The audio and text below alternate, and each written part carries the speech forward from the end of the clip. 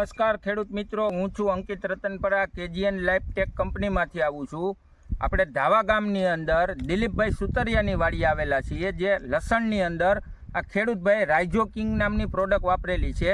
એ પ્રોડક્ટનું review માટે આપણે ખેડૂતભાઈની મુલાકાતે આવેલા છીએ. તો ખેડૂતભાઈને આપણે પૂછીએ શું આનું રિઝલ્ટ છે, લસણની અંદર વાપરેલું છે તો શું રિઝલ્ટ અને શું તફાવત જોવા મળેલો છે. શું સાહેબ આપનું નામ? દિલીપભાઈ સુતરિયા. આપનો મોબાઈલ નંબર? 91 067 43 362.